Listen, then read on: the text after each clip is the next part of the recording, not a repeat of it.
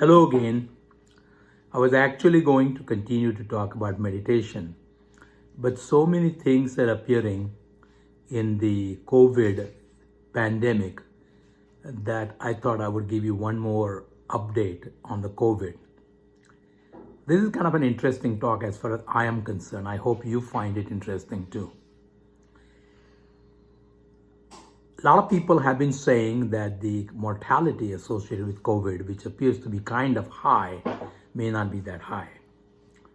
So recently, a couple of studies came out, one from California, done by a guy named A.J. Bhattacharya from Stanford.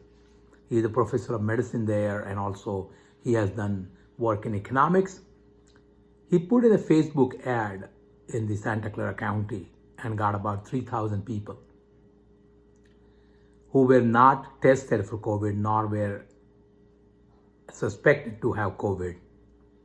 And when he checked for the antibody, approximately 4 to 5% people were positive for the antibodies, suggesting that they had the disease, had no symptoms, recovered it. The good and the bad news out of that is that the good news is that means our denominator when we calculate the death rate or mortality is much higher, so the mortality will go down.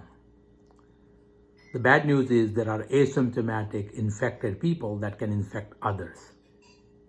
So that was the news. They recently published data from New York where the COVID seems to be worst hitting the general public.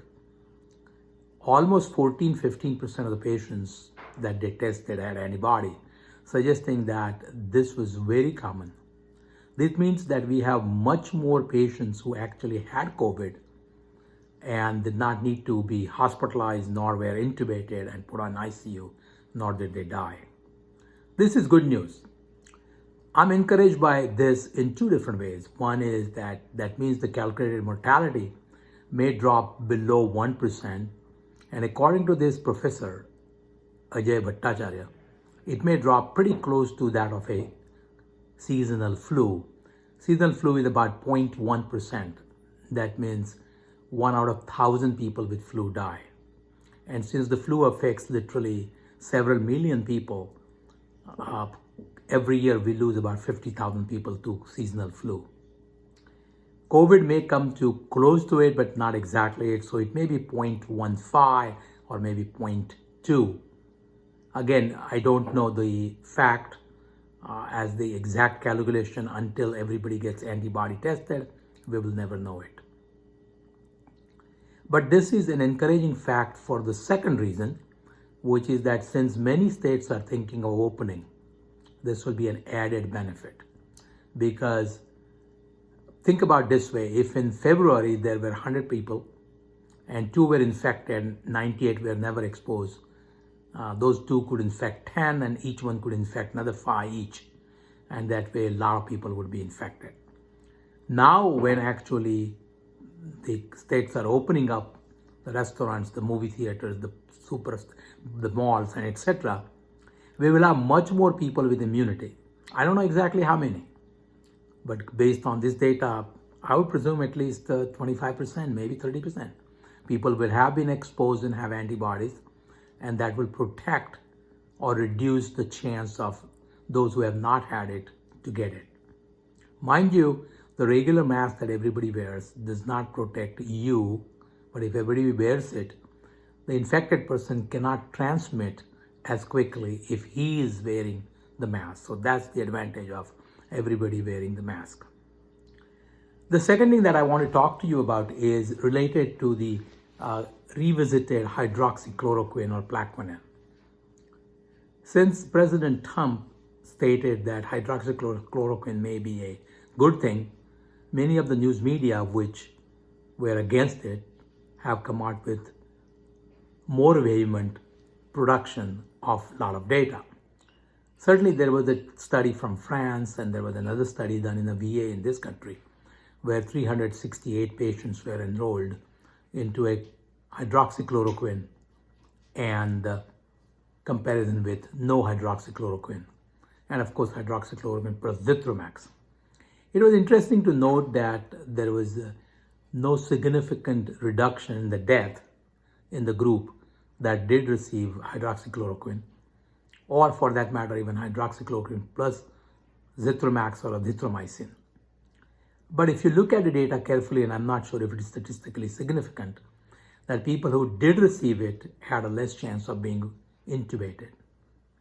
I want to tell you something. This study was retrospective studies, so people were not assigned to a group randomly. But the author themselves state that people who received the drug likely received it, especially the 2 drugs versus 1 drug, because they were more sick. So it doesn't surprise me that more sick people had a higher mortality. And the mortality was not that high if you really look at the data itself. The second thing was that in the group that received it, and I'm sure the physicians thought about this, we have already heard from Italy that people who have heart problems, lung problems, underlying cancer issues have a high chance of getting complications and problems. So more people in the medication group had cardiac issues. More people in the medication group had a history of stroke. Another interesting fact was in a non-medication group, there were 4 HIV patients. So it is quite possible that since these HIV patients or AIDS patients were receiving antiviral, though it is not stated in the report itself, that may have played some role in treating another virus.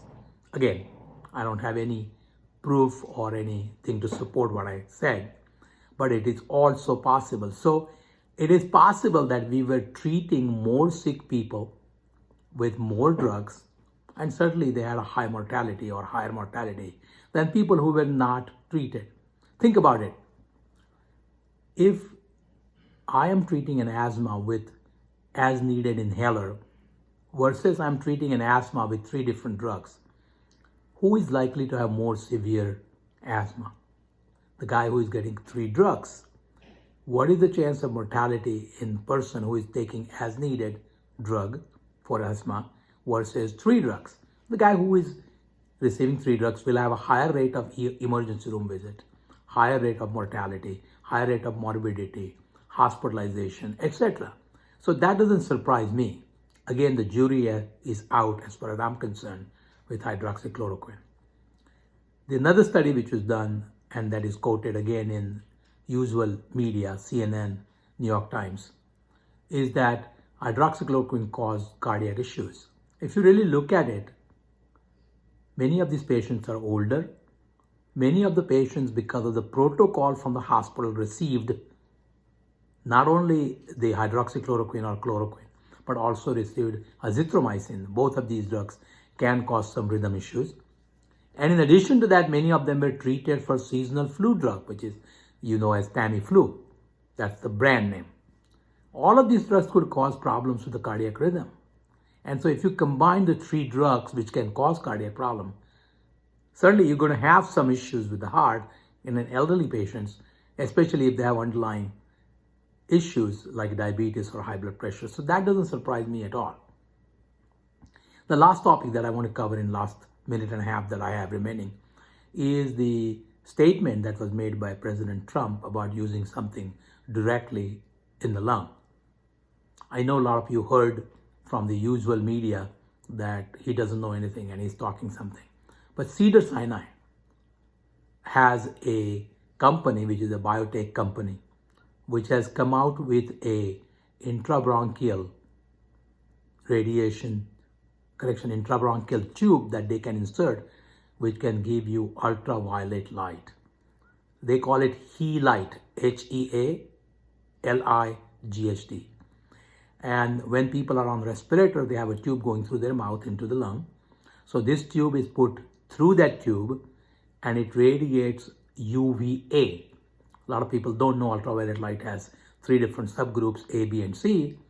And A is the one which is effective, the other ones are eliminated. That's why UVA is used to treat these patients. There is no proof that this works, but certainly an lung or intrabronchial radiation, intrabronchial ultraviolet light therapy has been suggested. There is an equipment for it, and I'm sure the company may have some studies to suggest that it kills viruses and bacteria, because ultraviolet UVA does do that. Well, I'll talk about something this maybe few days or weeks down the road. But for now, thank you for listening. If you like, please subscribe. Have a nice day.